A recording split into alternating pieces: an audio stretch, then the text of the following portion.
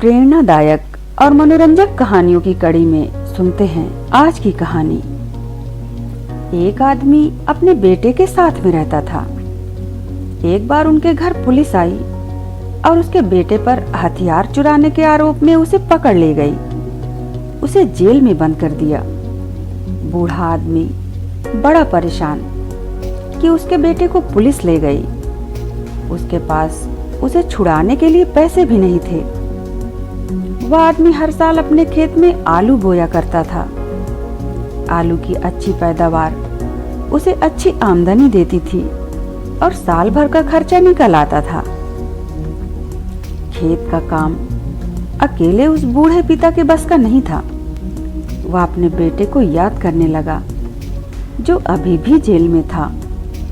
बहुत कोशिशों के बाद भी वह उसे छुड़ा नहीं पाया था।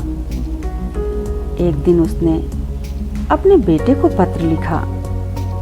प्यारे बेटे, मैं बहुत दुखी हूँ। इस साल मैं खेत में आलू नहीं लगा पाऊंगा। मैं अकेला खेत की खुदाई करने में सक्षम नहीं हूँ। काश तुम यहाँ पर मेरे साथ होते।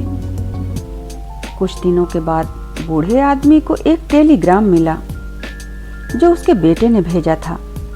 उसमें लिखा था, पिताजी, खेत की खुदाई मत करना। मैंने सारे हथियार वहीं छुपा कर रखे हैं। उसी दिन पुलिस की एक टुकड़ी बूढ़े के घर आ धमकी और हथियार की तलाश में पूरा खेत खोद डाला। बूढ़े आदमी को कुछ समझ नहीं आया कि क्या हो रहा है। उसने पुलिस के घर आने की घटना का वर्णन करते हुए फिर से अपने बेटे को एक पत्र लिखा।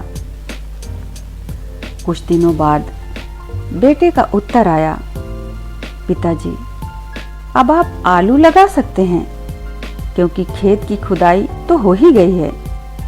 यहाँ से मैं बस इतना ही कर सकता था। आपका प्यारा बेटा। दोस्तों, जब हम कोई मकसद पाने की इच्छा कर लेते हैं तो हमें कोई ना कोई रास्ता मिल ही जाता है। ईश्वर न करे पर फिर भी कभी जिंदगी में आपके सामने भी बहुत अंधेरे बढ़ जाएं। जब लगे कि कोई रास्ता नहीं है तो अपने आप से कहना कि मुझे रास्ते पाने हैं, मुझे यहाँ से निकलना है।